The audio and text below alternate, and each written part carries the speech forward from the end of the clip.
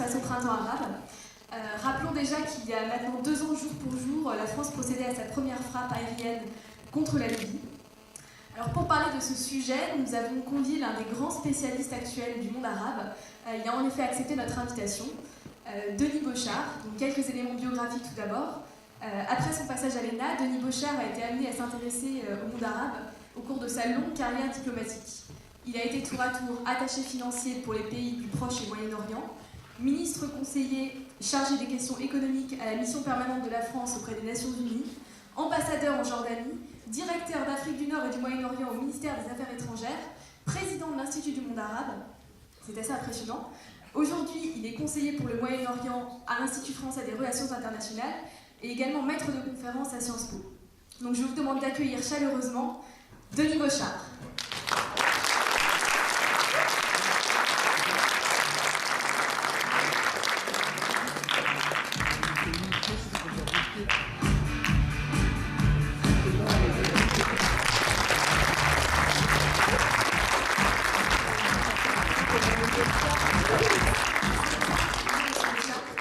Alors avant de vous céder la parole, nous allons laisser Jean Servin s'exprimer.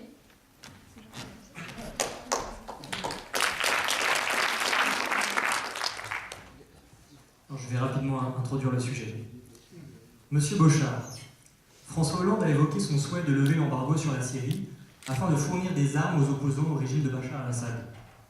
Il voudrait rééquilibrer le rapport de force entre l'armée du dictateur, soutenue par l'Iran et la Russie, et les révolutionnaires. L'Allemagne, au contraire, a défendu les vertus de l'embargo contre une course à l'armement qui pourrait embraser tout le Proche-Orient. Elle met ainsi en garde la France contre une ingérence irréfléchie. En effet, les opposants au régime de Bachar ne forment pas un front uni. Ce peut être des anciens militaires ayant quitté l'armée régulière, comme des groupes organisés de djihadistes étrangers. Tout comme en Libye, les armes risquent d'échoir entre les mains de groupes djihadistes qui sont un danger pour l'avenir du pays et ses minorités, chiites, alaouites, druzes et chrétiennes. Enfin, les rebelles ne sont a fortiori pas aussi démunis qu'on a l'habitude de l'entendre puisqu'ils continuent à faire face. Qui les soutient? Dans quel but? Face à la menace islamiste, Assad continue-t-il d'apparaître comme l'homme à abattre, ou bien l'Occident devrait-il entamer des négociations avec lui? En définitive, que penser de l'après-printemps arabe? Le peuple égyptien, par exemple, a amené Mohamed Morsi et les frères musulmans au pouvoir. Ce changement semble illustrer, dans le monde arabe, un durcissement de ton au plan religieux et politique, notamment vis-à-vis d'Israël. Jean-Pierre Fégu, que vous connaissez bien, ex-diplomate et enseignant à Sciences Po, explique pourtant que les frères musulmans ne sont ni les valets de l'Occident, comme le prétendait Nasser, ni leur ennemi implacable, comme voulait le faire croire Moubarak. Ils sont avant tout égyptiens et font la politique de leur géographie. Est-ce affirmer que la France n'a pas son mot à dire? En somme, quel rôle notre pays doit-il avoir dans la transition politique de cette région? Je vous laisse la parole, monsieur Bochart. Merci beaucoup. Merci aussi à cet accueil de Rockstar. Je suis très ému de commencer ainsi mon intervention. Ce que je vous propose effectivement, c'est de faire une intervention liminaire d'à peu près 3 quarts d'heure et puis ensuite de répondre bien volontiers à vos questions. Est-ce que ce micro marche ou il faut que... C'est pas la scène du chien, mais bon. Ça marche? Vous m'entendez? On va faire effectivement un voix des mains libres.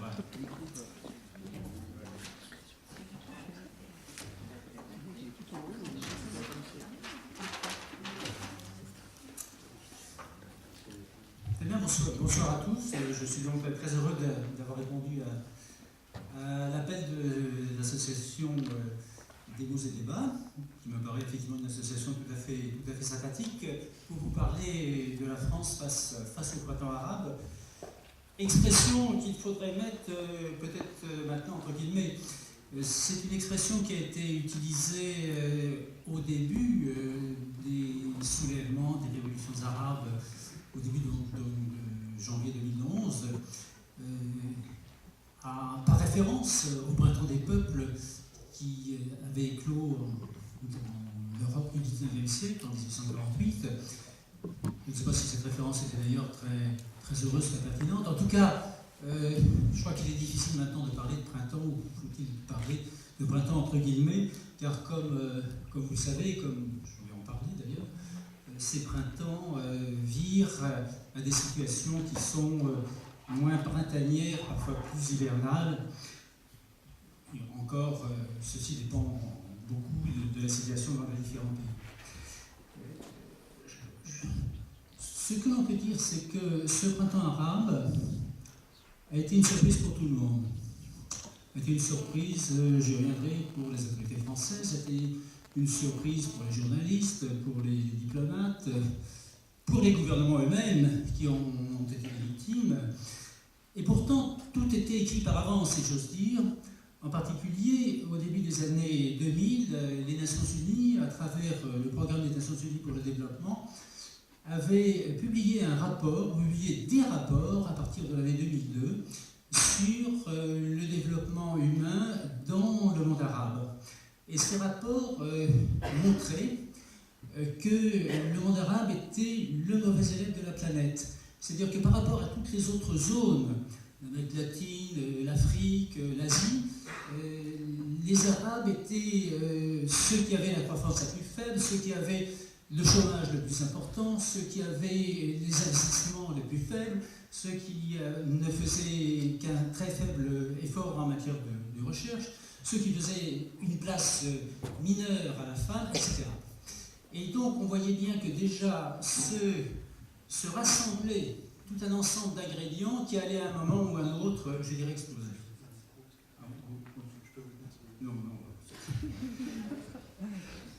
Et donc, je dirais, tous les ingrédients se préparaient. Ces rapports sont passés totalement inaperçus dans les pays occidentaux, en particulier en France. En revanche, dans les pays arabes, il y avait eu des débats, des contestations, mais également des confirmations. Et donc, tout se préparait déjà en silence, mais de façon qui devait se révéler, je dirais, efficace.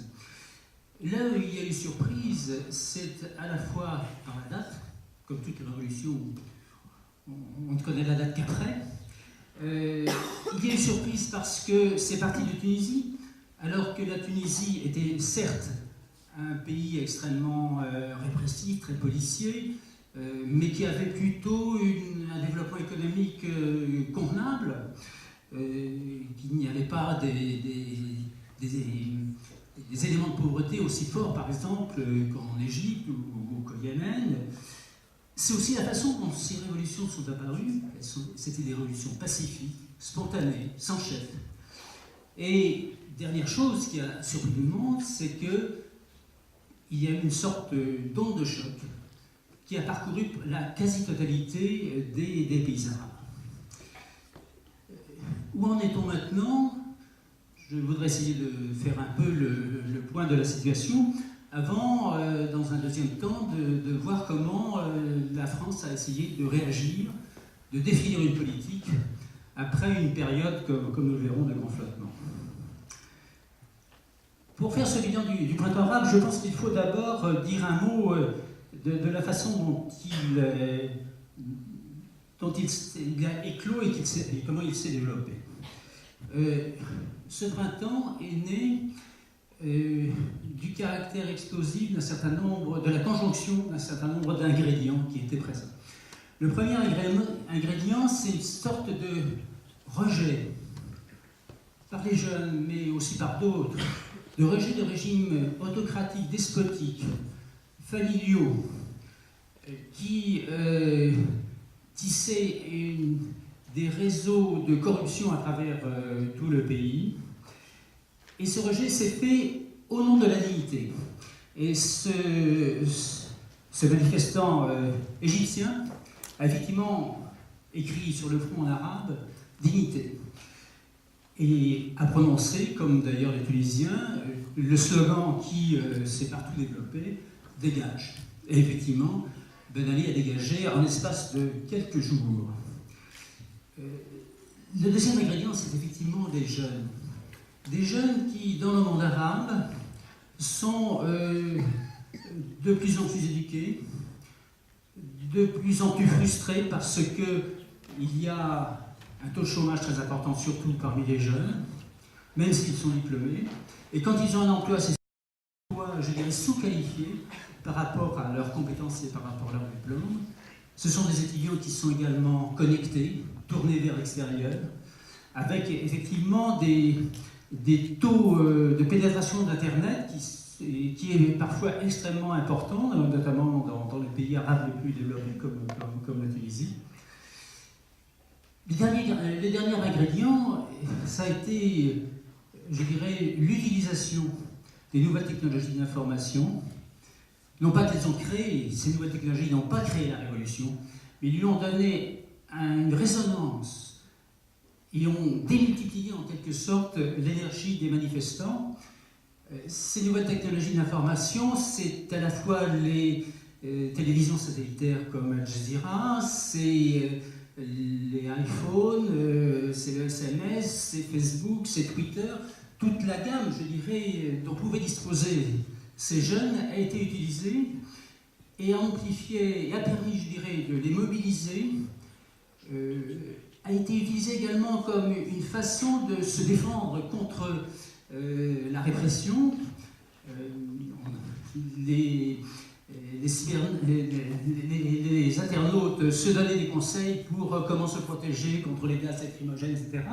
C'était également un facteur de déclenchement d'émotions, car effectivement, ces photos de jeunes battus parfois à mort par la police a provoqué des réactions d'indignation et a en quelque sorte renforcé l'efficacité de ces manifestants.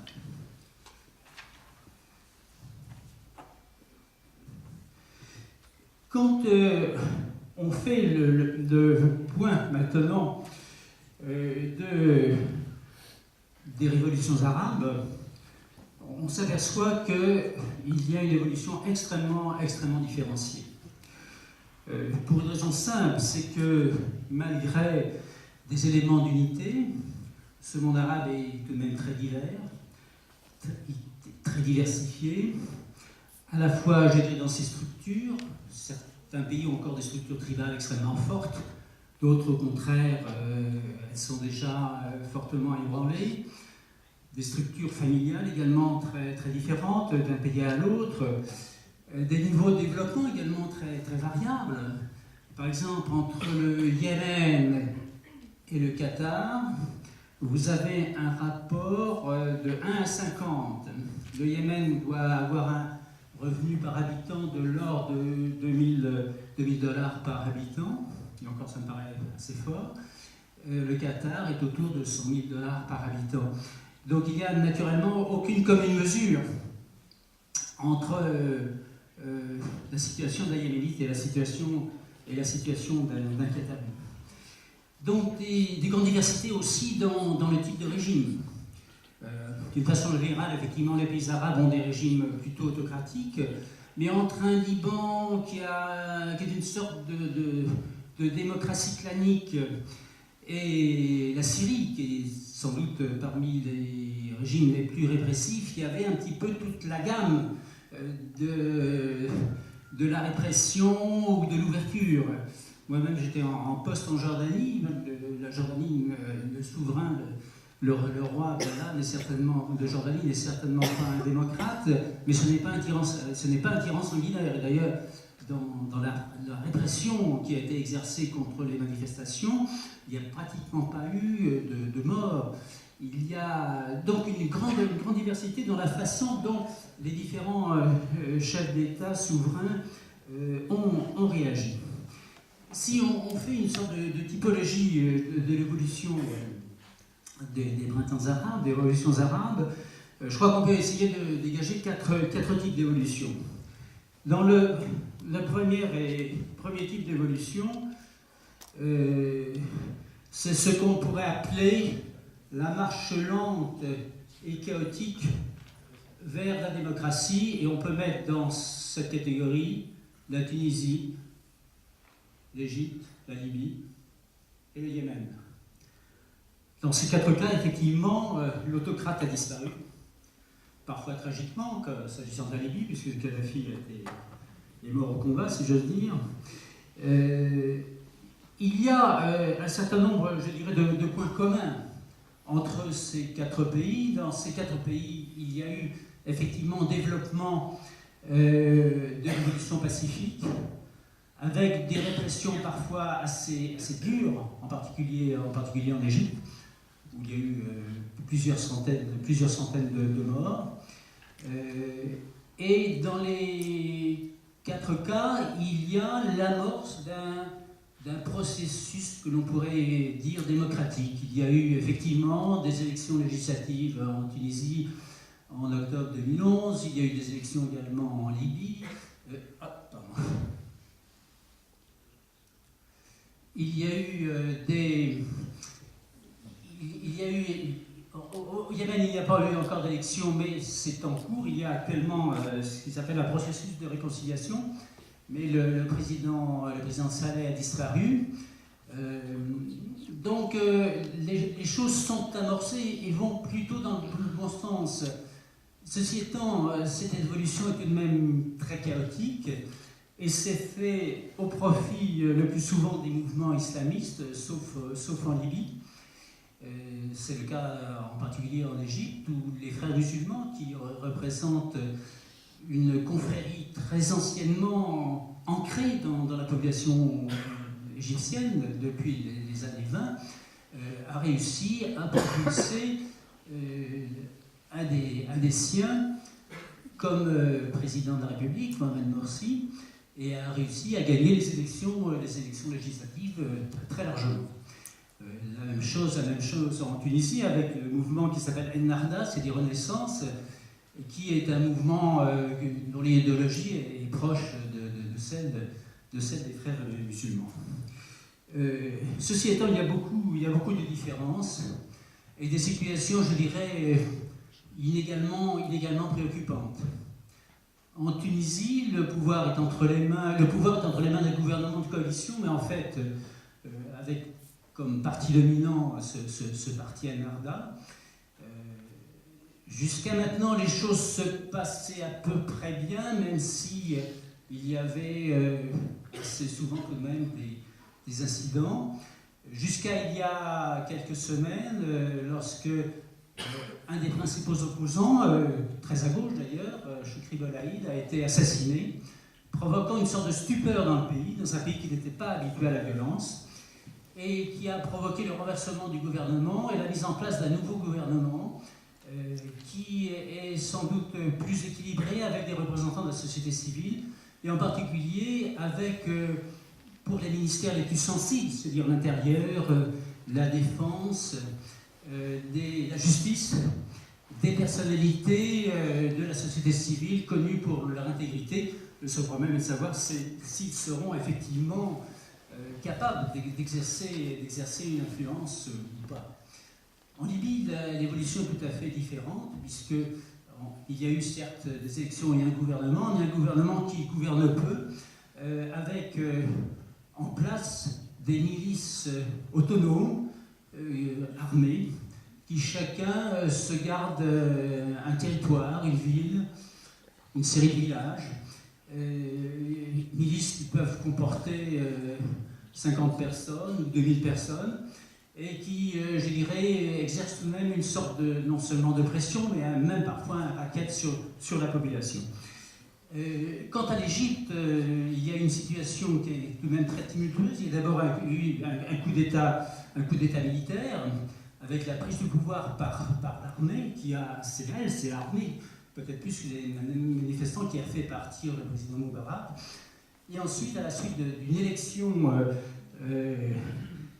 qui a été très, très turbulente, une majorité qui a donné aux frères musulmans, et l'élection du président Morsi, mais elle a une courte majorité, avec la mise en place d'une constitution de façon un peu boutade, qui est de plus en plus contestée. Quant au Yémen, en fait, les cyber-révolutionnaires ont été totalement marginalisés, et il y a eu une sorte d'accord sous la bénédiction de l'Arabie Saoudite, qui a fait une sorte de gouvernement de coalition, où se retrouvent à la fois des tenants de l'ancien régime et les tenants des tribus qui étaient opposées au président Saleh. Donc, certes, un processus démocratique, mais qui est tout de même encore très, très turbulent, très chaotique, et dont on ne voit pas encore la fin.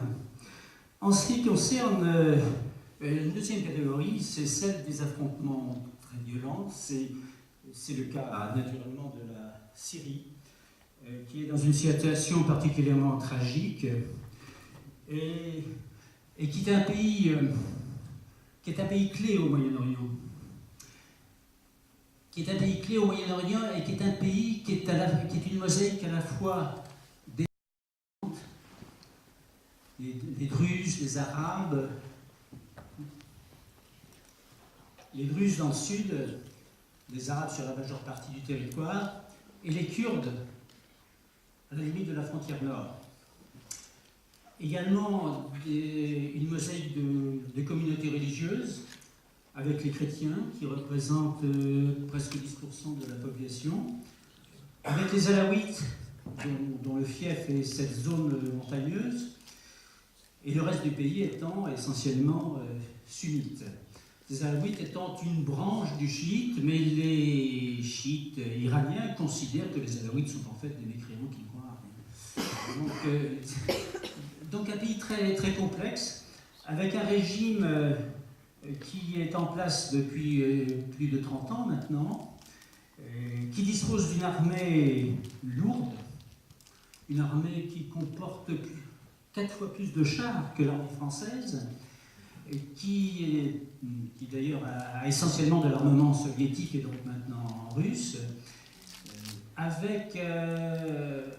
et qui est pays qui est gouverné par une communauté minoritaire qui sont les Alaouites justement.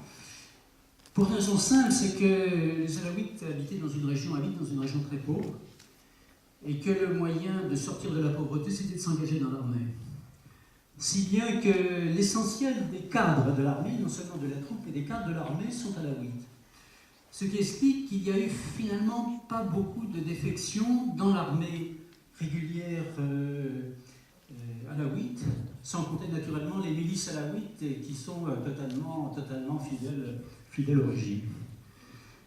On est actuellement effectivement dans une situation de guerre civile, maintenant depuis plus de 2 ans, avec autour de 100 000 morts, avec 1 million de Syriens qui sont partis à l'étranger, dans les pays voisins, Turquie, Irak, Jordanie, Liban, avec à peu près autant de réfugiés à l'intérieur du pays qui ont essayé de fuir les combats. Et c'est un pays qui est devenu une sorte de mosaïque qui est totalement émiettée, avec en gros les loyalistes qui conservent cette partie du territoire, et notamment l'axe Damas, Homs, Hama, Alep. Les rebelles tenant essentiellement le nord et la vallée de l'Euphrate viennent de prendre deux villes importantes, Erezor et Raqqa. Et puis vous avez dans la partie nord-est les Kurdes qui jouent leur politique. Parce que la préconisation des Kurdes, ce n'est pas la promotion de la démocratie en Syrie, c'est la création d'un territoire autonome, voire indépendant, réclamé depuis des décennies, et qui naturellement jouxte le Kurdistan turc et le Turkistan irakien. Les Kurdes irakiens ayant de fait une situation actuellement de quasi-indépendance. La difficulté de la Syrie, c'est que face à un pouvoir très armé, résolu, soutenu par certaines minorités, notamment les chrétiens, vous avez de l'autre côté des rebelles très dispersés, éclatés en de nombreuses sensibilités, éclatés entre de nombreux groupes, avec une opposition entre les gens de l'intérieur et ceux qui sont à l'extérieur, et donc qui ont beaucoup de mal à se mettre d'accord, Et ceci est vrai à la fois pour les autorités, pour le civil, mais également et surtout pour le militaire, puisque, outre l'armée syrienne libre, vous avez plusieurs groupes djihadistes qui se réclament d'Al-Qaïda, qui sont parmi les mieux armés et surtout les plus disciplinés et les plus déterminés, et qui mènent le combat, en particulier dans une partie de l'agglomération d'Alep.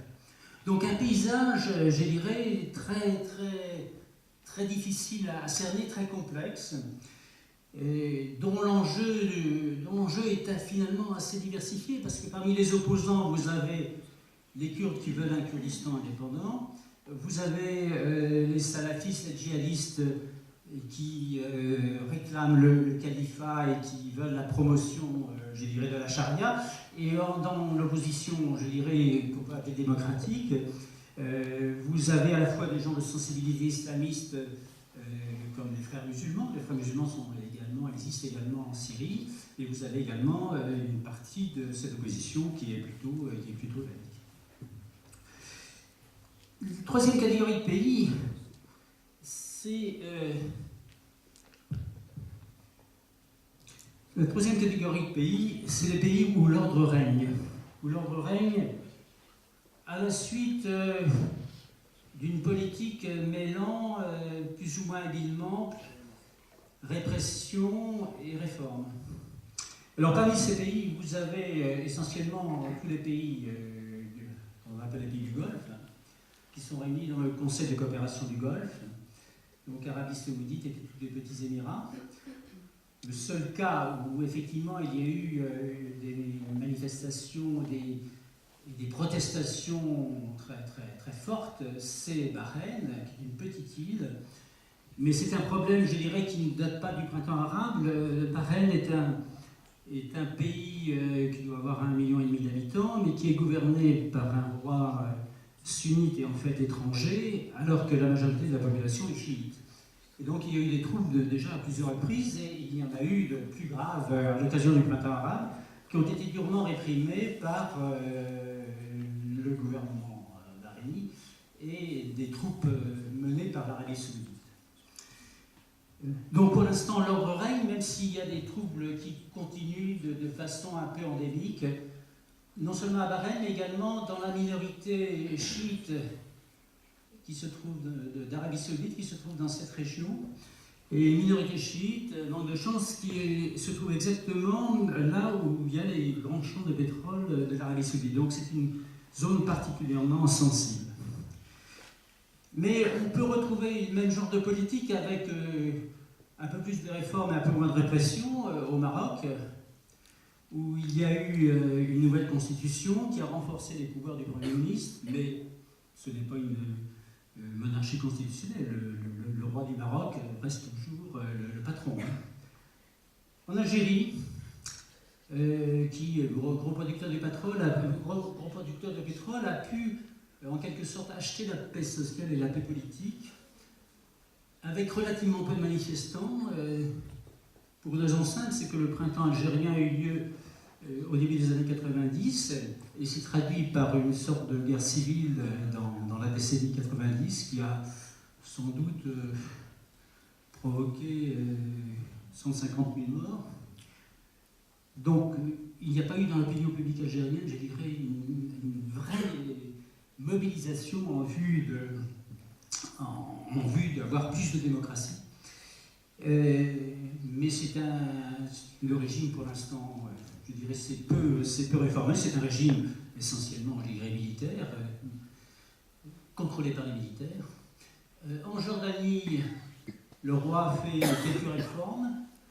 Les manifestations n'ont jamais véritablement dégénéré.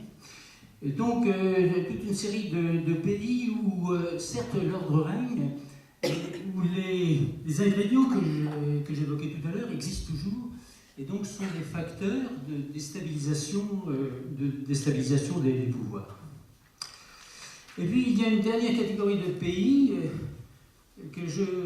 qu'on peut qualifier de pays sans véritable printemps, parce que c'est des pays qui, pour des raisons ou pour d'autres, ont leurs propres problèmes qu'ils doivent avant tout gérer. Je pense par exemple à l'Irak, qui à la suite de l'intervention américaine est un pays totalement sinistré, avec donc un Kurdistan quasi autonome, avec encore un affrontement chiite-sunnite qui quotidiennement fait des dizaines de morts. Et donc c'était une situation qui prévalait avant, où la bataille arabe et qui continue. Le Liban, qui a connu une guerre civile de 15 ans, et qui a un équilibre extrêmement fragile entre ces différentes communautés religieuses, chrétiens, chiites et sunnites et druzes. Le Soudan qui a ses propres problèmes, qui vient d'ailleurs, dont une partie vient de faire sécession au Sud-Soudan, ou alors la Somalie, autre pays arabe, mais qui est un non-État depuis pratiquement maintenant 25 ans. Il n'y a pratiquement plus de gouvernement qui gouverne dans ce pays. Donc l'avenir est encore incertain. L'avenir est encore incertain et je dirais toutes les évolutions sont théoriquement possibles. Une évolution, je dirais, optimiste serait que tous ces pays marchent plus ou moins paisiblement vers un régime démocratique. Un deuxième scénario possible serait ce qu'on peut appeler le chaos démocratique, allant jusqu'à un phénomène de fragmentation des pays. C'est une sorte de somalisation, pour reprendre la comparaison avec la Somalie, dont je vous parlais tout à l'heure. Et vous avez des risques de fragmentation au Yémen, entre le nord et le sud. Vous avez des risques de fragmentation en Libye, entre la province de Cyrénaïque, c'est-à-dire la province à l'est, et la Tripolitaine qui est à l'ouest. Et ceci n'est pas encore, il n'y a pas vraiment encore, je dirais, de véritable réunification du pays. Vous avez aussi des risques de fragmentation naturellement en Syrie. J'ajoute que, à supposer même que le régime de Bachar al-Assad s'écroule demain, il est clair que la guerre continuera. Que la chute du régime n'est pas une raison suffisante pour retrouver une situation normale. Vous avez des risques de fragmentation naturellement aussi en Irak, risque une fragmentation entre le pays chiite qui est plutôt le pays la partie sud, la partie sunnite qui est plutôt le centre, et le Kurdistan qui est déjà, comme je disais, quasiment indépendant. Donc il y a effectivement ce risque un peu catastrophique. Vous avez un autre scénario qui serait le maintien ou le retour à l'ordre ancien, mais personnellement je pense que les ingrédients de déstabilisation sont tellement forts que, en tout cas, le retour à l'ordre ancien me paraît tout à fait exclu. Et puis une dernière hypothèse qui est ce qu'on pourrait appeler l'ordre islamiste. C'est-à-dire que les islamistes représentent dans tous ces pays une force qui a un ancrage populaire, parfois très ancien pour différentes raisons, notamment parce que tous ces mouvements islamistes ont mis en place des réseaux sociaux, des réseaux d'écoles, de dispensaires, d'hôpitaux, des sortes d'indemnités pour des subventions pour les plus pauvres, pour les déshérités, qui fait qu'ils ont un véritable ancrage populaire. Et ils représentent une force qui peut, on le voit bien en Égypte, qui peut représenter parfois plus de la moitié de la population.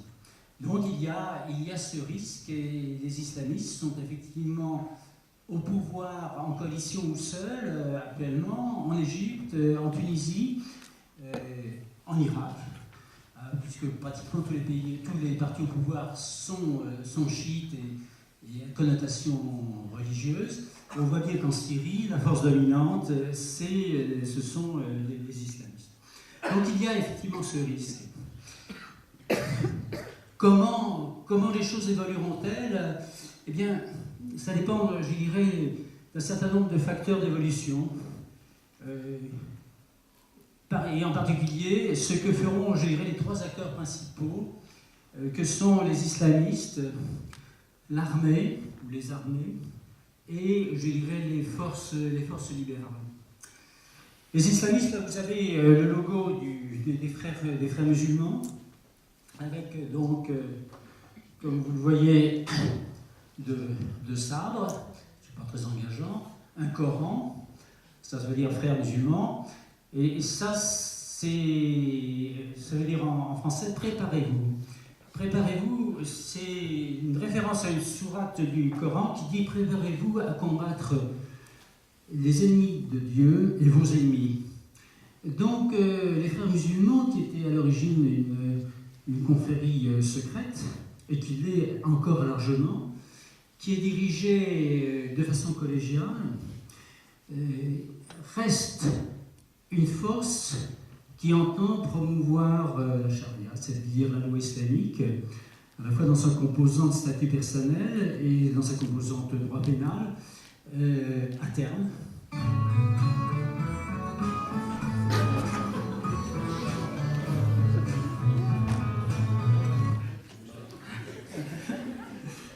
Voilà, c'était pas prévu, mais effectivement, je me suis appuyé sur... J'ai déclenché la musique. Voilà. Donc, je pense que l'objectif des frères musulmans, qui ont en quelque sorte des succursales dans tout le Moyen-Orient, qui ont des branches dans tout le Moyen-Orient, l'objectif c'est effectivement la promotion de la loi islamique à travers la prise du contrôle de l'État. Il y a sans doute des nuances, parce que ce sont des mouvements qui ont des courants. Mais il y a tout de même un accord sur l'objectif. Et s'il y a des désaccords, c'est sur la méthode. C'est-à-dire, est-ce qu'on est pragmatique ou idéologue? Est-ce qu'on réclame la promotion de la charia tout de suite ou progressivement? Est-ce qu'on promeut la charia lorsqu'on sentira qu'il y a une réception de la population, un accueil de la population? Ou est-ce qu'on essaiera de l'imposer? Tout ça, ce sont des débats qui n'ont pas été véritablement tranchés dans les différentes partis islamistes qui sont actuellement au pouvoir. Donc, c'est un acteur très important, dont l'influence était, je dirais, en quelque sorte occultée par l'absence de démocratie dans le passé, mais que l'on savait être présent. Et effectivement, lorsqu'il y a eu des élections libres et honnêtes, parce qu'effectivement, aussi bien en Égypte qu'en Tunisie qu'en Libye, il y a eu des élections libres et honnêtes, eh bien, leur force est apparue très vite. D'abord, par cet ancrage, je dirais, dans la population la plus héritée, donc la majeure partie de la population, et pour d'autres raisons, c'est qu'ils représentaient la seule force véritablement organisée. La deuxième force, le deuxième acteur, ce sont les militaires. Et là, vous avez le portrait du brave maréchal Tantawi, qui a été ministre de la Défense de Moubarak pendant 20 ans, qui a donc été à l'origine du coup d'État militaire, et qui s'est fait remercier assez brutalement. Il faut dire qu'il avait dépassé largement l'âge de la retraite, par le président Morsi, qui a nommé une série de généraux plus jeunes. Il n'empêche que l'armée en Égypte, comme dans la quasi-totalité des pays arabes, représente également une force organisée, une force institutionnelle, très soucieuse de préserver ses privilèges étant non seulement des privilèges militaires, mais parfois des privilèges économiques. Ces militaires étant à la tête d'entreprises d'État, étant dans des sociétés privées imposées par le pouvoir, aussi bien en Algérie qu'en Égypte, qu'en Syrie, les militaires sont décidés à préserver leurs privilèges. Et jusqu'à maintenant, si les frères musulmans réussissent à se maintenir au pouvoir, c'est parce qu'il y a une sorte de marché qui a été passé avec l'armée égyptienne. Vous ne touchez pas à nos privilèges et on vous laisse gouverner tranquille. Combien de temps ceci durera? Je dirais c'est variable selon les pays, mais il est sûr que l'armée restera et continuera de jouer un rôle important dans tous ces pays arabes. Et la troisième force, ce sont les forces libérales, ce qu'on pourrait appeler les forces libérales. J'aime pas le mot laïque parce que c'est quelque chose qui, dans les pays arabes, ou de façon générale dans les pays musulmans, n'a pas grande signification. Ce sont les partis libéraux. Le problème des partis modernistes, libéraux, c'est que leurs dirigeants étaient soit en prison, soit en exil. Et que ceux qui étaient restés étaient souvent assez complaisants avec le pouvoir en place. Donc ils ont été un peu discrédités. soit parce qu'ils étaient en exil et qu'on ne les connaissait plus, soit parce qu'ils étaient sur place et qu'ils étaient plus ou moins compromis avec le régime. Et donc, quand il y a eu cette éclosion révolutionnaire, quand des partis ont pu se former, il y a eu une multiplication des partis. Ici, si j'ai bonne mémoire, ça c'est en Égypte. En Égypte, il y a 70 partis différents. En Tunisie, il y en avait 110. Inutile de vous dire que parmi ces partis, peu étaient sérieux. Et très peu étaient véritablement organisés. Et si ces forces libérales ont perdu le plus souvent les élections, c'est justement parce qu'ils n'avaient pas de chef, parce qu'ils n'avaient pas d'organisation, parce qu'ils n'avaient pas de programme, ou parce qu'ils étaient discrédités. Et donc, pour eux, le problème est, s'ils veulent peser sur le plan politique, le problème, c'est un problème, je dirais, d'organisation, de définition de programme et de structuration de leurs équipes, et la création de relais dans le pays, une ramification de relais qui n'existe toujours pas. Là, j'étais récemment en Tunisie, et j'ai eu l'occasion de rencontrer un certain monsieur Bakouche, qui est en fait le numéro 2 d'un parti qui s'appelle l'Union pour la Tunisie. Et manifestement, ils sont conscients de la nécessité de se réorganiser, de se structurer, mais la démarche est très lente et bute souvent sur des questions de personnes, si bien qu'il leur faudra du temps, me semble-t-il, avant de disposer d'une organisation véritablement efficace avec des militants à la base qui acceptent d'aller coller des affiches à leurs risques et périls. Donc si je peux faire une sorte de conclusion rapide sur ce premier point, sur ce bilan du printemps arabe, je crois qu'effectivement on est loin de la période d'euphorie que nous avons connue au début de l'année 2011 et qu'on revient, je dirais, au réalisme, parfois même au catastrophisme. Je pense qu'il ne faut pas, de même que cette euphorie était excessive, je ne pense pas qu'il faille verser dans un catastrophisme qui est également excessif. Je pense que la marche vers, sinon la démocratie, tout au moins vers des régimes plus ouverts, ayant des éléments de démocratie, ce chemin sera long, douloureux, avec des retours en arrière. Ceci n'est pas étonnant. Je crois qu'il faut se souvenir que la France a fait sa révolution en 1789, mais que les femmes n'ont eu le droit de vote qu'en 1945, donc on peut dire que la France n'a été véritablement démocratique qu'en 1945, ce qui fait donc 150 ans.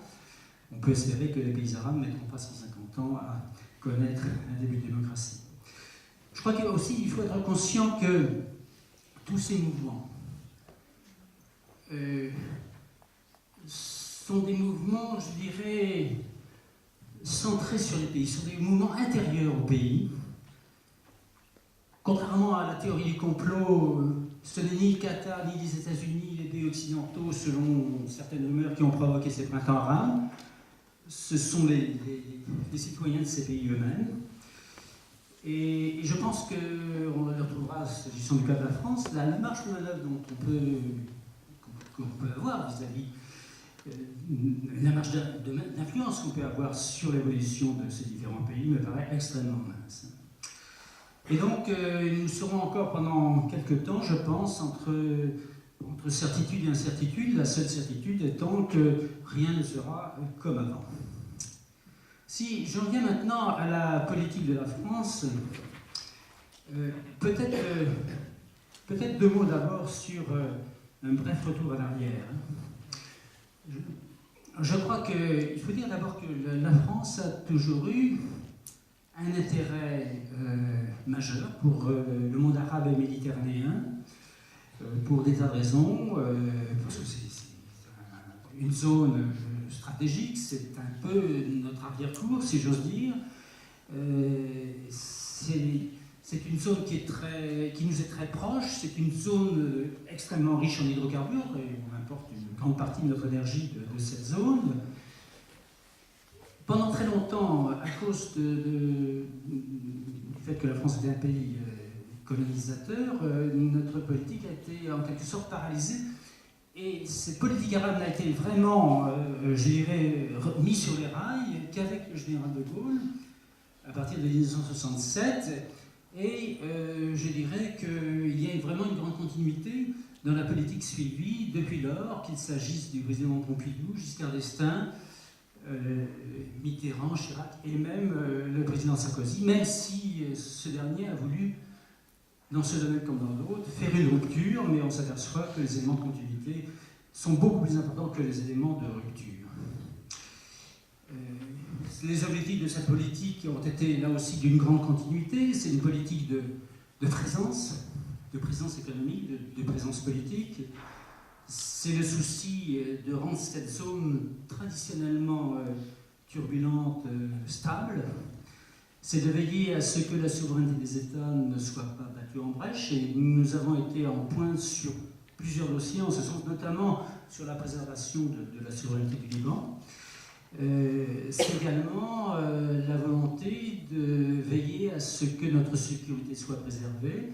Et il y a une dimension lutte contre le terrorisme qui est très importante. Et effectivement, la France était victime d'un terrorisme d'origine soit nord-africaine, soit moyenne-orientale depuis une trentaine d'années, et encore récemment dans les années 90. Donc tout ceci explique que la France ne pouvait pas se désintéresser de ce qui se passait dans le monde arabe, de ce printemps arabe. Et je crois que depuis, donc maintenant un peu plus de 2 ans, notre politique est passée par 3 phases successives qu'on peut résumer de 3 mots: flottement, accompagnement, prudence. Première phase, le flottement. Il est manifeste. C'est-à-dire que malgré les courriers diplomatiques, et je pense qu'un Wikileaks à la française pourrait apparaître que les diplomates français avaient vu aussi bien les dangers venir que les diplomates américains, l'effet de surprise a été donc total. Et malgré les avertissements qu'on avait pu avoir, soit de la part des diplomates, soit par le fait qu'un certain nombre de signes avant-coureurs s'étaient développés dans certains pays, en particulier en Syrie et en particulier en Égypte. Ceci était lié à différents facteurs, peut-être aussi, dont l'un le plus important, c'est que la France a sans doute toujours, dans cette zone, privilégié la stabilité à la promotion de la démocratie. Même si, naturellement, nos présidents, lors de voyages officiels, avaient toujours une liste de prisonniers politiques pour lesquels ils essayaient de demander des libérations ou des atténuations de peine. Mais effectivement, nous avons toujours privilégié la stabilité. En plus de ça, des liens assez personnels avaient été établis entre le chef de l'État français et les différents chefs d'État. Par exemple, Jacques Chirac, qui avait un contact humain très bon avec les Arabes, estimait beaucoup Moubarak, Ben Ali un peu moins, Kadhafi pas du tout, mais avec très bon rapport également avec le roi de Jordanie, le roi du Maroc, etc. Donc c'était des interlocuteurs reconnus et je dirais et respectés. Et puis il y a eu également le fait que dans un premier temps, tout le monde n'a pas perçu, je dirais, l'importance de ce qui se passait dans tous ces pays arabes. Et effectivement, d'ailleurs, on voit que l'incertitude du vocabulaire, parce qu'on parle de printemps arabe, mais on parle de soulèvement, on parle de révolte, on parle d'émeute, on parle de troubles. Il y a eu une sorte on a eu du mal à définir ce qui se passait exactement, à identifier ce qui se passait exactement. Et donc tout ceci a conduit à ce qu'on pourrait appeler, au début de l'année 2011, un fiasco diplomatique. Madame Alliot-Marie, qui était à l'époque ministre des Affaires étrangères, proposait le 11 janvier le savoir-faire de la police française pour aider Ben Ali à faire face aux troubles. 3 jours plus tard, Ben Ali partait en catastrophe. Donc, je crois qu'on n'a pas perçu l'importance des événements. Et même après que Madame Alliot-Marie ait un peu recadré les choses, on était toujours un petit peu en retard, je dirais, d'un événement, alors que le président américain, je dirais, saluait le courage de la population, de la population tunisienne face à la police et à la répression. Nous disions que le président Obama avait salué le courage et la dignité du peuple tunisien. Du côté français, on prenait acte de la transition démocratique, qui est tout de même beaucoup moins chaleureux. Et dans le même temps, d'ailleurs, la France saisissait Bruxelles pour demander de suspendre les accords de Schengen pour faire face à un afflux de réfugiés tunisiens qui, effectivement, affluaient sur cette fameuse île de Lampedusa qui appartient à l'Italie.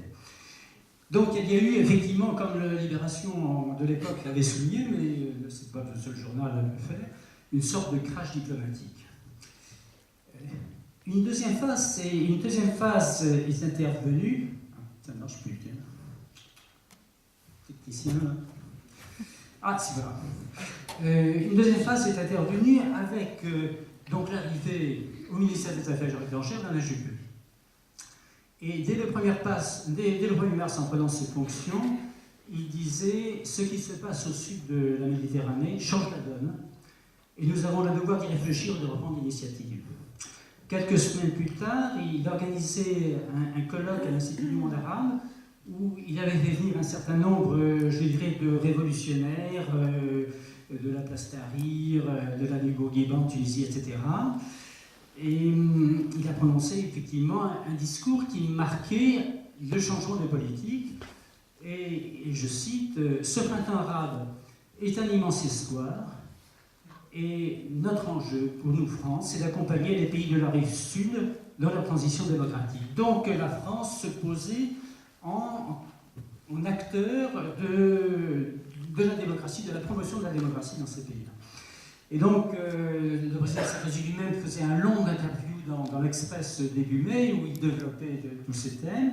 Et effectivement, notamment à l'occasion du sommet de l'Union européenne au mois de mars, un certain nombre de mesures ont été en faveur des pays du Sud. On a salué les bouleversements porteurs d'histoire. Et de même, au G8, qui était présidé par la France, par le hasard de la rotation diplomatique, la France a joué un rôle très important pour dégager une assistance financière pour venir en aide à tous ces pays, une enveloppe qui représentait à peu près 40 milliards de dollars.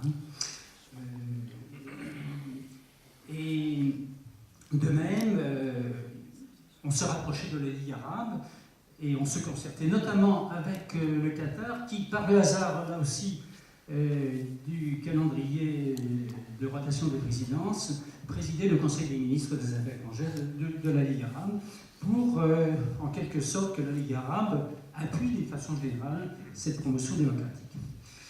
Et donc la mise en œuvre de cette politique s'est faite, mais un peu à géométrie variable, si j'ose dire. Alors certes, on a accompagné, avec un appui politique et financier, le ministre Juppé a invité les ambassadeurs à avoir des contacts avec les mouvements islamistes, ce qui était encore assez rarement le cas. En particulier en Égypte, s'agissant d'Égypte, de la Tunisie, de la Syrie, nous avons appuyé des révolutionnaires. Dès le début de la révolte en Syrie, Alain Juppé a tenu des propos extrêmement durs contre le régime, qualifiant de barbares les méthodes utilisées par le régime de Bachar el-Assad, notamment lorsque la révolution a commencé dans la ville de Deraa, au sud de la Syrie, en torturant un certain nombre de jeunes.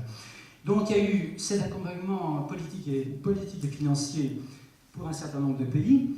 Pour la Libye, on est allé encore plus loin, puisque la France a été à l'origine d'une coalition réunissant un certain nombre de pays de l'Union européenne et plusieurs pays arabes, et sous le chapeau de l'OTAN, une intervention militaire a été décidée au nom de la responsabilité de protéger, qui était un terme, je dirais, qui a été utilisé dans la résolution des Nations Unies qui a donné son feu vert à cette intervention militaire. Dans ce jeu, Alain Juppé a joué un rôle important. Bernard-Henri Lévy, que vous voyez là, a joué également à l'homme de guerre, en conseillant le Conseil national de transition qui avait été établi par les Libyens. Cette responsabilité pour protéger s'est tout de même progressivement transformée en intervention plus directe et avec un objectif clairement exprimé d'ailleurs, qui était le renversement du régime de Kadhafi. Et donc la France et la Grande-Bretagne, progressivement, ont non seulement protégé les populations, mais appuyé les offensives des rebelles libyens, ont envoyé des conseillers, ont envoyé des forces spéciales, ont envoyé des armes, avec sans doute par le truchement du Qatar. Et il y a eu un basculement effectivement dans l'été de 2011 et la chute de Kadhafi est intervenue assez rapidement après. Donc là, en Libye, on s'est effectivement engagé pour promouvoir la démocratie. En revanche, nous avons été beaucoup plus discrets sur d'autres pays et parfois même nous avons soutenu des régimes en place qui étaient plus ou moins autocratiques. Nous avons cité le Maroc comme un modèle. Sur l'Algérie, nous avons été d'une discrétion totale. Sur Bahreïn également, malgré une répression assez violente, nous avons été également silencieux. Et quant au Yémen, nous avons salué le rôle de l'Arabie Saoudite qui avait fait du bon travail en remettant, en marginalisant les véritables révolutionnaires. Et on arrive à une troisième phase qui a commencé dès la fin 2011. Donc déjà, c'était encore le président Sarkozy qui était au pouvoir et qui a été confirmé par le président Hollande. Troisième phase que je caractériserai plutôt par la prudence, avec un déplacement de nos préoccupations vers la stabilité, justement. Vers la stabilité, vers la lutte contre le terrorisme. Pour quelle raison cette évolution, fin 2011 il y a toute une série de facteurs qui a joué. D'abord, vous en avez été témoin, je dirais qu'il y a une inquiétude dans l'opinion, le sentiment que les vrais révolutionnaires s'étaient fait confisquer la révolution, qu'il y avait une percée des mouvements islamistes qui n'apparaissaient pas vraiment comme de grands démocrates, que parfois il y avait le chaos, qu'il y avait des mouvements salafistes proches d'Al-Qaïda qui apparaissaient dans ce vide politique s'est créé. Et puis on s'est aperçu qu'il y avait des menaces sur la situation des femmes, y compris dans les pays où le statut de la femme était très en avance, comme la Tunisie. Il y a eu des incidents graves avec les chrétiens, aussi bien en Égypte qu'au Liban. Et puis progressivement, on s'est aperçu que le Sahel était gangréné par les djihadistes.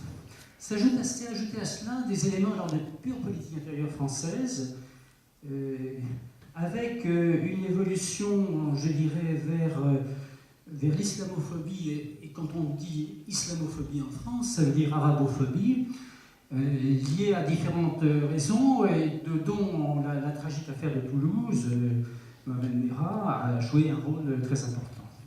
Et puis aussi, je pense, la prise de conscience des effets géopolitiques de toutes ces révolutions, notamment sur la sécurité d'Israël, notamment sur, d'une façon générale, l'influence de l'Occident qui risquait de baisser dans tous ces pays. Et donc, certes, on continuait... Ça, je retarde. Voilà. On continuait... Vous voyez là cette carte montre, je dirais, le développement des différents groupes djihadistes plus ou moins liés à Al-Qaïda, non seulement donc, en Irak, non seulement en Irak, mais d'Irak vers la Syrie.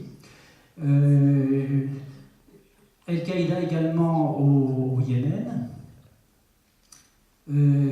également donc, dans toute la région du Sahel, donc à cheval sur à la fois l'Algérie, le Mali, le Sénégal, le Tchad et le Niger.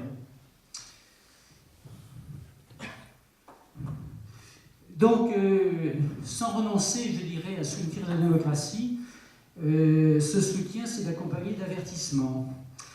Et cette non-ingérence, non-indifférence, c'est un peu évolué vers une vigilance en fixant un certain nombre de lignes rouges.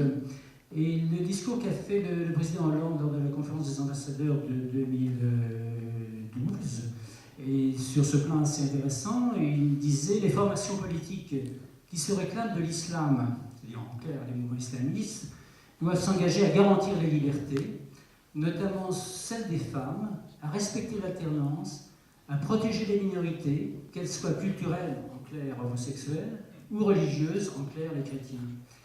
Donc il y avait donc en pointillé un peu la volonté de s'ingérer. Et le pas a été franchi tout récemment lorsque le ministre de l'Intérieur, M. Valls, a parlé visant à la fois l'Égypte et la Tunisie de fascisme islamique.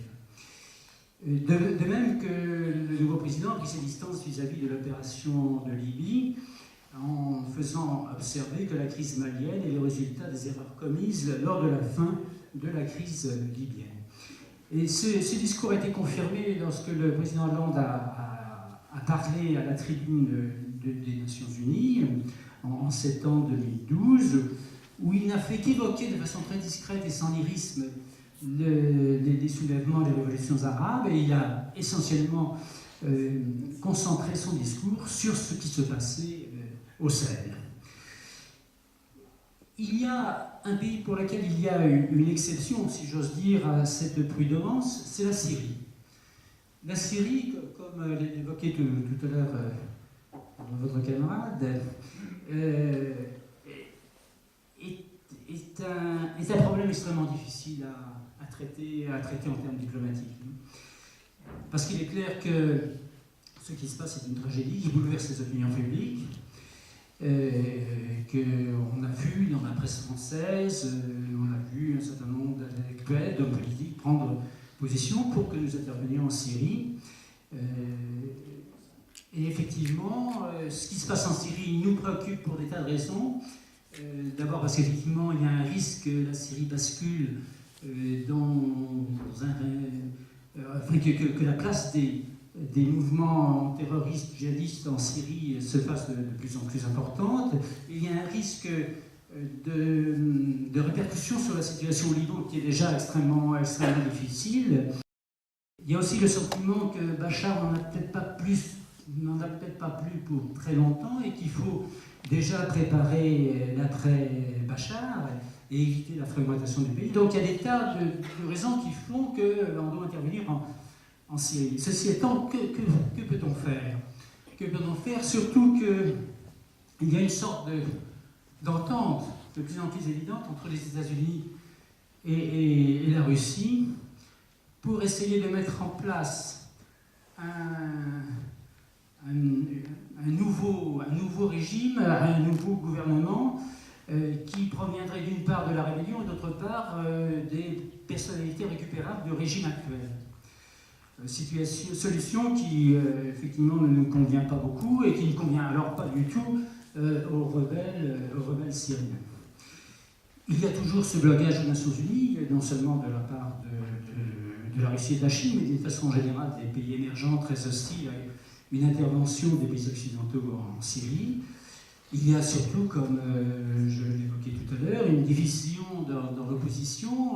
Parmi les opposants, certains veulent une intervention étrangère, d'autres pas. Il y a ce débat sur fournir ou non des armes aux rebelles syriens, avec effectivement le risque, et certains se rappellent ce qui se passe sur l'Afghanistan, le risque c'est qu'une partie de ces armes, qui sont essentiellement d'ailleurs des missiles anti-aériens, ne se retrouvent dans les mains de djihadistes. Et donc pour l'instant, Ce que nous avons fait à l'égard de la Syrie, c'est relativement peu de choses. C'est une aide humanitaire, mais assez modeste dans les zones libérées. C'est un peu la formation militaire des rebelles. C'est l'appel à l'union. On essaye effectivement d'inciter l'opposition syrienne à se regrouper. Mais même si un gouvernement intérimaire a été mis en place hier, ce gouvernement récusé par la moitié de la coalition et rejeté totalement par les Syriens de l'intérieur. Donc notre marge de manœuvre sur la Syrie, effectivement, est très faible. Voilà ce que l'on peut dire sur notre politique depuis 10 ans. Alors quel bilan peut-on en faire? C'est extrêmement, je crois que c'est extrêmement difficile d'exprimer un premier jugement, ne serait-ce que parce que la politique de la France est évaluée par ces pays non seulement en termes de notre soutien ou pas aux révolutionnaires arabes, mais également à notre position sur d'autres sujets, qu'il s'agisse notamment de la question palestinienne, de ce qui se passe en Irak, de ce qui se passe sur la menace que représente l'Iran, etc. Il est clair que nous revenons aux fondamentaux, à nos objectifs que je décrivais tout à l'heure, et effectivement à nos préoccupations de sécurité. Il y a eu une inflexion depuis que le président Hollande a été élu. Notamment, je pense que par exemple ce qu'on a appelé la politique du tout Qatar est actuellement certainement lancée et largement abandonnée. Il n'empêche qu'il reste encore beaucoup à faire et la situation est tellement fluide que finalement, je pense que notre politique a été essentiellement ce qu'on pourrait appeler du pilotage à vue. Et ceci risque de durer encore quelques temps, compte tenu effectivement du caractère mouvant des événements et de leur caractère souvent imprévisible. Voilà, en conclusion, je voudrais simplement dire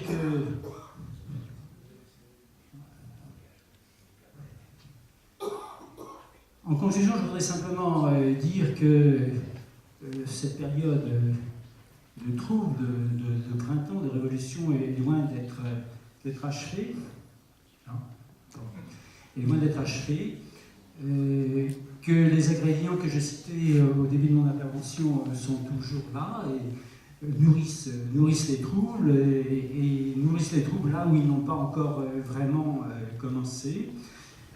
Que du côté des pays occidentaux, comme d'ailleurs de la Russie, notre position, les positions sont plus des positions de spectateurs que de véritables acteurs, même si ce qui se passe nous concerne directement.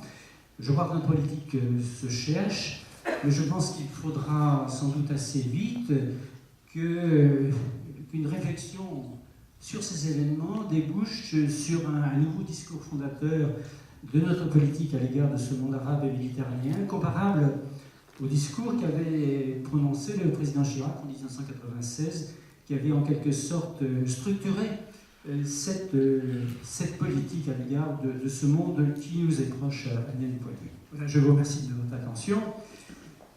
Merci.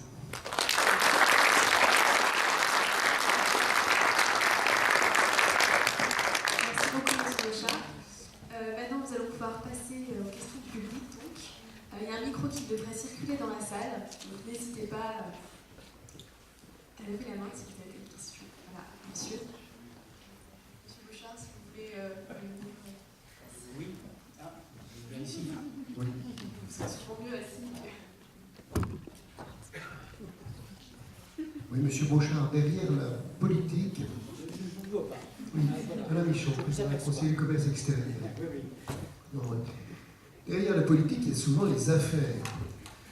Est-ce que vous pensez que ce qui se passe depuis quelques mois dans ce monde arabe si divers recèle des opportunités particulières en matière de développement d'affaires?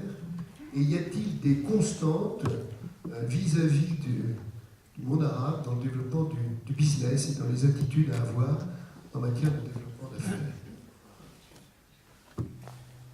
Oui, comme je le disais tout à l'heure, la présence de la France, à la fois politique et économique, est tout de même très, très forte dans le monde arabe. Non seulement dans le monde arabe qui nous est le plus proche, c'est-à-dire les anciens protectorats et colonies françaises. Il est clair qu'au Maroc, en Tunisie, en Algérie, la France est largement le premier fournisseur et le premier client. Mais nous nous sommes affirmés économiquement, notamment ce qui était tout à fait nouveau pour nous, parce qu'on n'avait jamais été très présent dans cette région. Nous avons développé notre présence dans les pays du Golfe, qui sont des pays naturellement extrêmement riches compte tenu de leurs ressources en hydrocarbures.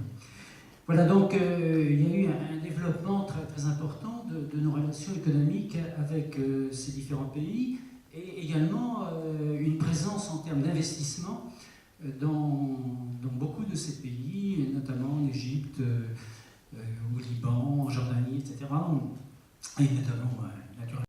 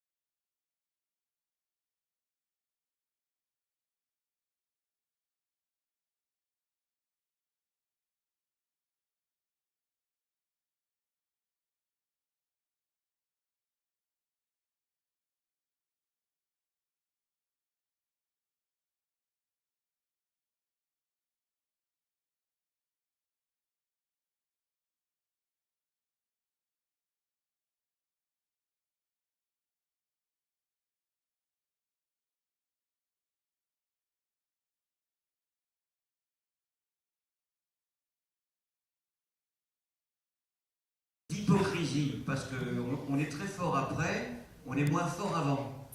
Est-ce qu'on n'a pas une qualité qu'on devrait avoir, au lieu d'être un peu prétentieux, quand on juge les événements, un peu plus de modestie? Et tout ça, ça m'interpelle parce qu'on a des gens très forts après et moins forts avant. Et après, on tire des jugements comme si on avait compris rien du tout. Alors, est-ce que votre conférence, c'est de nous dire on savait tout et on ne s'en est pas servi? Oui, enfin, si je peux lancer, on savait tout, mais on était surpris. Voilà. C'est ce qui est le propre des révolutions, d'ailleurs. Bon, peut-être pour reprendre sur ces deux points, oui, les chercheurs se trompent, les chercheurs en matière de géopolitique comme dans d'autres domaines se trompent souvent. C'est un peu, je dirais, la condamnation des chercheurs, comme c'est la condamnation des économistes. Je crois qu'effectivement, la crise que nous connaissons depuis 1968 n'avait été prévu que par peu d'économistes. Ceci étant, même si un certain nombre de chercheurs ont un certain nombre de signes, j'évoquais avec vous notamment ce rapport des Nations Unies, existait, entre, je dirais, analyser un phénomène, analyser des risques et faire prendre des décisions politiques, il y a une marge qui étant souvent très, très forte. Pour ne pas parler de la France, je parlerai par exemple des États-Unis, où les chercheurs en géopolitique ont unanimement, ou quasi unanimement, déconseillé au président Bush d'intervenir en Irak en disant que c'était une affaire extrêmement risquée. Il n'empêche que les États-Unis, l'administration Bush a décidé une intervention en Irak qui s'est révélée pour les intérêts des États-Unis dévastatrice. Sans parler, je dirais, des populations du Moyen-Orient, mais pour les intérêts des États-Unis, dévastatrice. Non. Donc il ne suffit pas qu'un chercheur fasse une bonne analyse, faut-il encore que le niveau politique suive ses conseils ou évite de transgresser ses conseils. Sur la modestie, oui, je crois qu'effectivement, nous ne pouvons qu'être modestes face aux événements actuels. Et je crois que ceux qui disent il n'y a qu'à faire ceci, il n'y a qu'à faire cela, et j'ai montré la photo de cela tout à l'heure, c'est très bien, hein. Mais personne n'est prêt à mourir pour Damas, comme personne n'était prêt à mourir pour Danzig dans des époques antérieures. Et donc je pense que la politique qui est actuellement suivie, qui est une politique à la fois de prudence, mais une politique un peu réorientée vers la lutte contre le terrorisme, mais moins dans le monde arabe que par les conséquences de ce qui s'est passé dans le monde arabe au Sahel, donc, est une politique qui me paraît assez sage.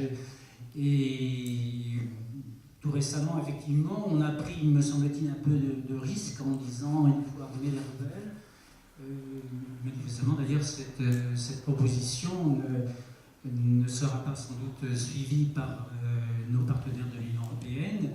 Et cette proposition, d'ailleurs, est récusée d'une part par certains mouvements syriens et d'autre part par les grandes ONG humanitaires, comme par exemple Amnesty International. Donc je pense qu'il faut avoir d'autant plus une certaine humilité par rapport à ce qui se passe, que ce qui se passe est maîtrisé par personne, pas par les gouvernements locaux, eux-mêmes d'ailleurs, et à plus forte raison, pas par les pays occidentaux, et que notre marge d'influence, effectivement, est très faible. Bernard Deladerrière, vice-président du mouvement européen France. Plusieurs points. La Mauritanie, vous n'en avez pas du tout parlé. Est-ce que c'est volontaire? Le processus 5+5, est-ce que vous pouvez en dire 2 mots? La position de l'Europe et l'efficacité de l'Europe, ou la non-présence de l'Europe là-dedans. Et puis, pour finir, le professeur Aket Zarli, doyen de la faculté Tunis-Manouba, dont le procès va avoir lieu après moult report le 28 mars, donc la semaine prochaine. Est-ce que ce jugement peut avoir de l'importance? Est-ce que la Manouba représente un symbole pour les démocrates en Tunisie et dans les pays arabes?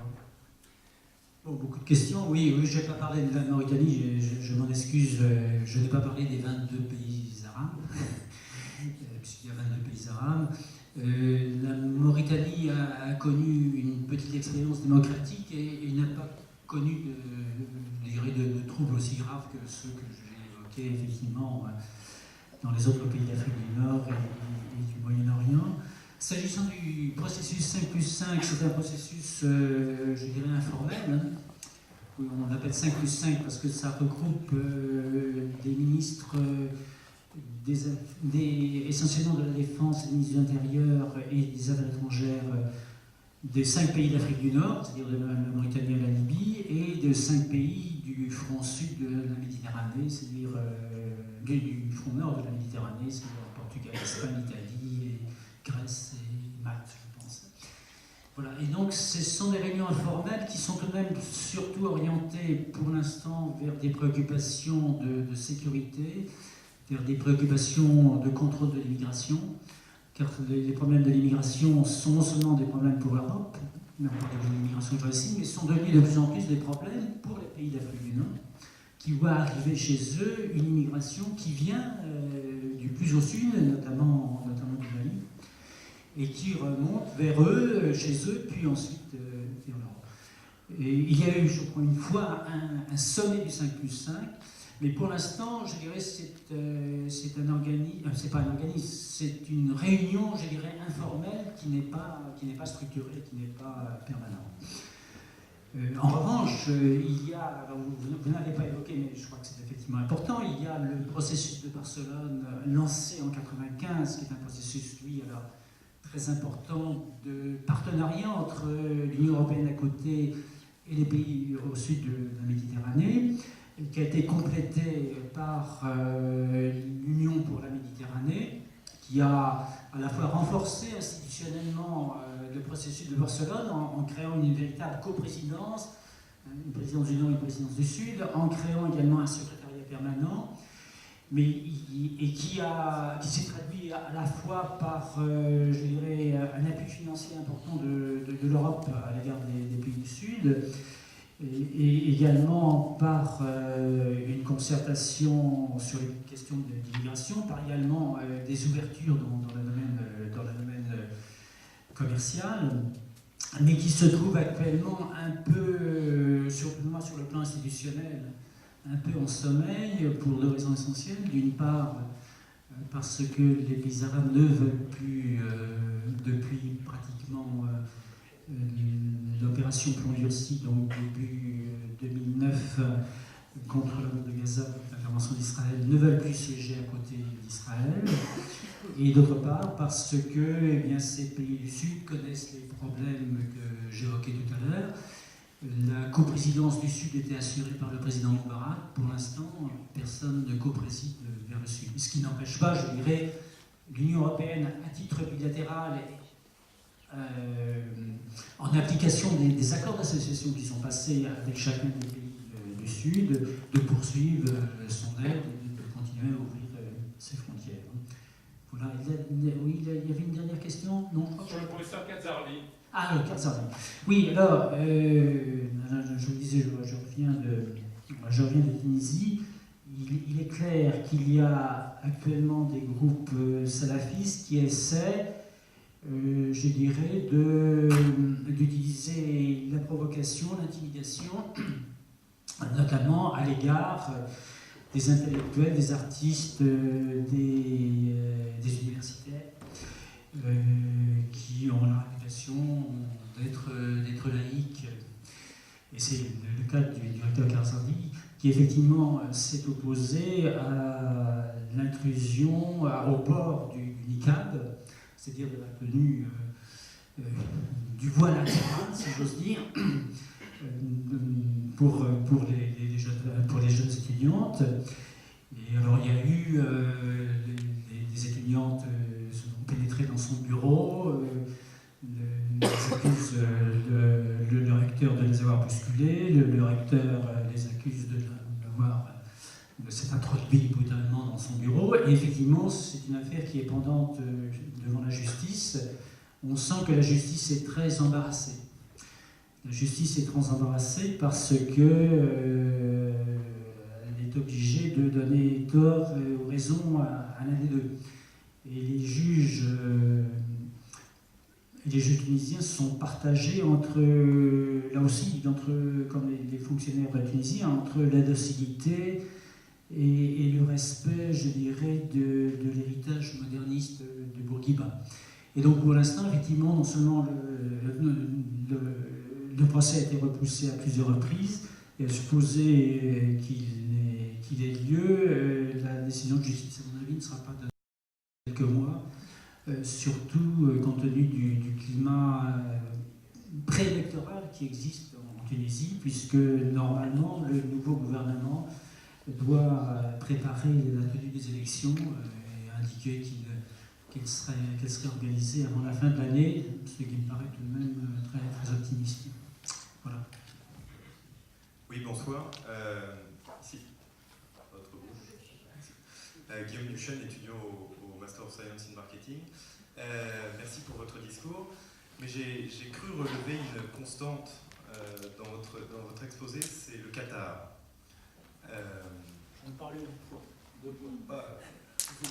on a mentionné le Bahreïn, où il y a eu des heurts, mais personne ne s'est vraiment précipité pour soutenir les manifestations. Le régime est sunnite, vous avez dit que les Qataris sont sunnites. Alors ma question est la suivante, et qui sera plutôt double. Ne pensez-vous pas que le Qatar justement joue un rôle dans tous ces événements en tant que pays sunnite? Et ne pensez-vous pas justement que les intérêts financiers l'emportent plus que sur les intérêts nationaux, on va dire ici, les intérêts de la France? Oui, le Qatar à lui seul mériterait une conférence. D'ailleurs, je fais prochainement une conférence sur le Qatar à l'invitation d'une autre association. Le Qatar, c'est un pur scandale, si on dit. Enfin, sur le plan, c'est un constat. Le Qatar, c'est la population, le tiers de l'agglomération rouennaise. C'est 200 000 habitants, 200 000 Qataris, 200 000 Qataris, donc c'est le tiers de l'agglomération rouennaise. C'est grand comme la Corse, sauf qu'il n'y a pas de montagne, un désert, c'est plat, pas beau d'ailleurs. Et puis le Qatar a donc un revenu par habitant de 100 000 $ par personne, ce qui est un record mondial et de loin. Et ça a un PIB qui est à peu près de l'ordre de celui du Maroc, qui a 32 millions d'habitants. Donc c'est une anomalie. Alors le Qatar, pendant longtemps, a mené une politique, je dirais, plutôt d'honnête courtier, d'essayer de réconcilier les parties adverses, notamment dans le monde arabe. Il a joué un rôle au Liban, il a joué un rôle au Soudan, il a joué un rôle avec les Palestiniens aussi. Et puis, il y a deux éléments qui ont fait changer sa politique. D'une part, il a maintenant, grâce à la mise en production des 7 lignes de liquéfaction de gaz qui sont au nord du Qatar, il a maintenant des ressources considérables de l'ordre de 50 à 60 milliards de dollars chaque année. Et puis, il y a le printemps arabe. Et l'émir du Qatar a pensé que ces mouvements allaient balayer tous les chefs d'État arabes si aucune réforme n'était faite, et que lui avait intérêt à ce que ce soit des forces avec lesquelles il ait des affinités qui puissent prendre le relais de ses pouvoirs déchus, de ses pouvoirs autocratiques. Et donc il a favorisé les frères musulmans. Pour des tas de raisons. D'abord parce qu'effectivement c'est une affinité religieuse. Le Qatar en fait est non seulement sunnite mais wahhabite, c'est-à-dire une religion qui est même très proche c'est une sorte d'islam identique à celui de l'Arabie Saoudite, donc assez conservateur, c'est moins qu'on puisse dire. Et puis depuis 30 ans, il a hébergé une personnalité majeure des frères musulmans qui s'appelle le Cheikh Qaradawi, qui sur Al Jazeera fait toutes les semaines une émission qui s'appelle La Charia et qui est une personnalité d'influence considérable à travers non seulement le monde arabe, mais également le monde musulman. Donc le Qatar, qui n'est pas un pays démocratique, entend non pas tellement promouvoir la démocratie, mais entend promouvoir une démocratie qui pourrait conduire à la prise de pouvoir des frères musulmans. Ce qui parfois coïncide avec nos préoccupations, et il est sûr que le Qatar a joué un rôle très important dans le déclenchement de l'intervention franco-britannique OTAN en Libye, mais parfois les intérêts du Qatar ne coïncident pas forcément avec les nôtres. Alors on a accusé, et on continue d'accuser le Qatar de financer des mouvements radicaux, djihadistes. Il y a beaucoup de rumeurs, mais il n'y a jamais eu d'informations précises là-dessus. Ne serait-ce que c'est sans doute très difficile à savoir, parce que très souvent, les réseaux djihadistes ont des ONG écrans, par exemple des associations caritatives, et il est très possible qu'une branche de la famille de l'émir du Qatar, qui a des affinités avec les djihadistes, décide de financer une ONG caritative qui est en fait une sorte d'ONG écran qui cache des mouvements djihadistes. Voilà. Ceci étant, je crois qu'effectivement, avec le président Sarkozy, comme je disais tout à l'heure, on a fait un peu du tout Qatar, ce qui a provoqué quelques grincements avec certains de nos partenaires arabes avec lesquels nous avions de bonnes relations, en particulier Abu Dhabi d'un côté et l'Arabie Saoudite de l'autre. Je crois que maintenant, là aussi, notre président essaie de promouvoir des relations normales avec le Qatar, sans oublier que le Qatar, certes, a des intérêts en France, mais que les sociétés françaises ont des intérêts très importants au Qatar.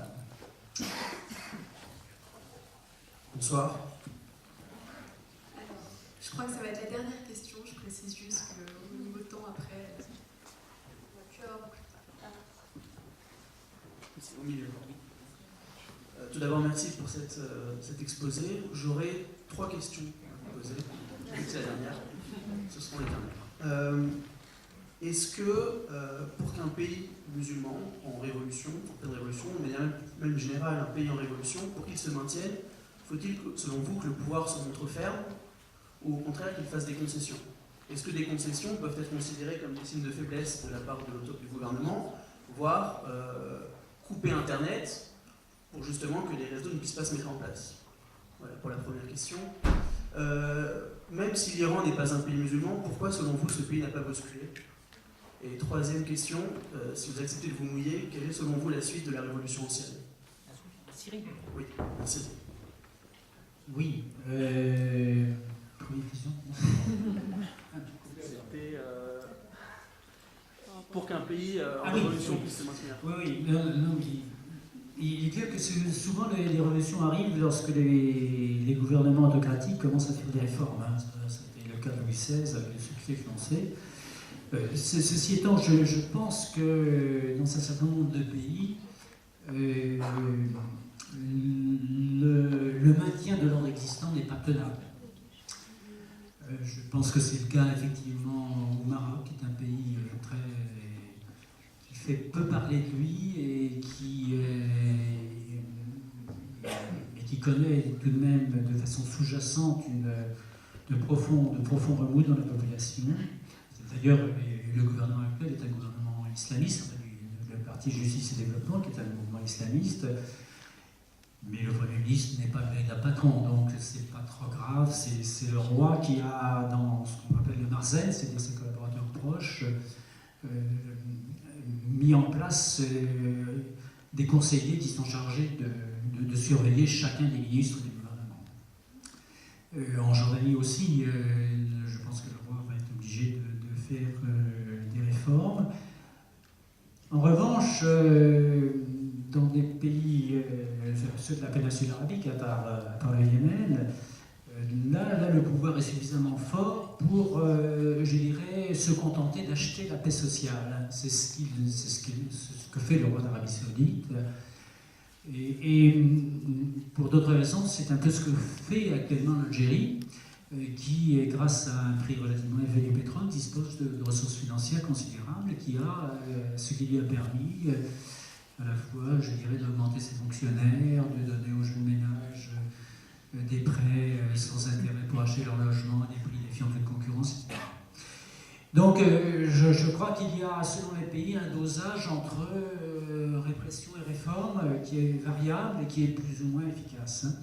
En tout cas, comme je disais, je pense que les ingrédients des troubles sont toujours là. Notamment les jeunes diplômés sans emploi sont toujours aussi nombreux et peut-être même plus nombreux parce qu'effectivement les révolutions n'arrangent pas l'économie, aussi bien en Égypte qu'en Tunisie. J'avais eu l'occasion de rencontrer une ministre de l'Industrie tunisienne en juin 2010 qui m'avait dit, vous voyez, sur le marché de l'emploi, vous avez chaque année 70 000 jeunes qui arrivent.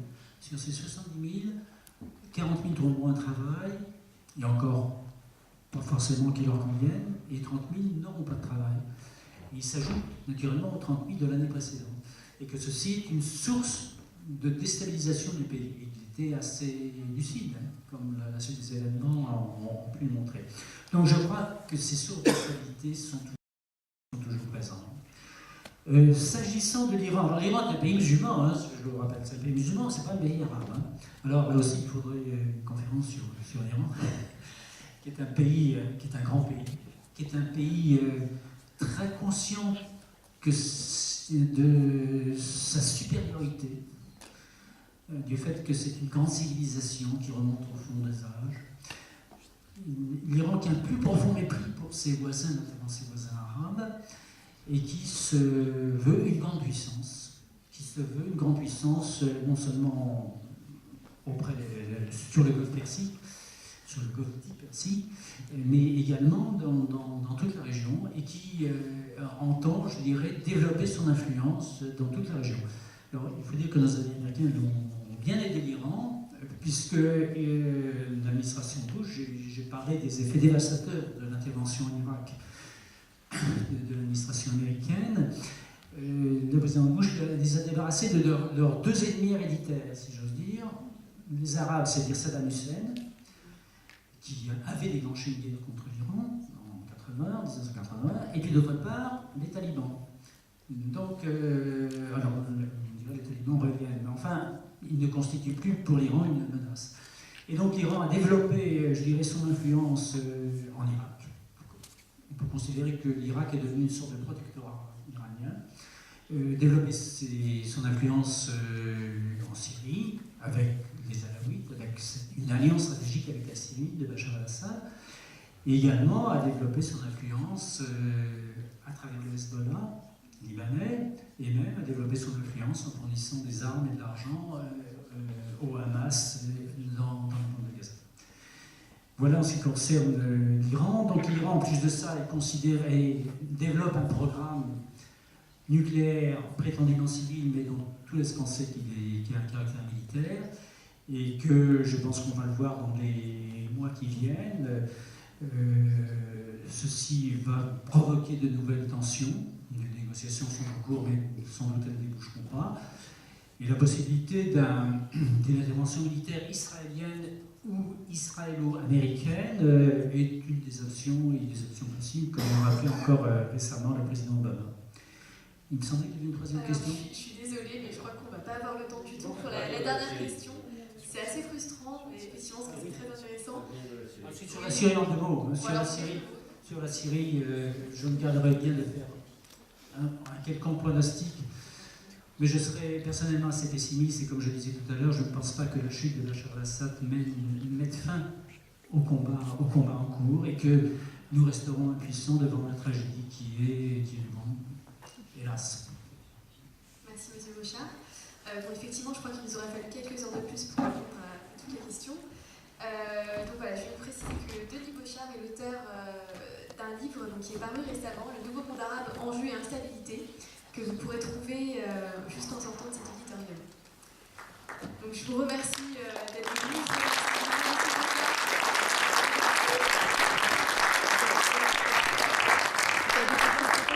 Ces débats, on vous donne rendez-vous dans un peu plus de 15 jours pour une nouvelle conférence qui portera cette fois sur un thème mais totalement différent, en compagnie d'un philosophe, Marc Parmentier, qui nous parlera des sites de rencontres.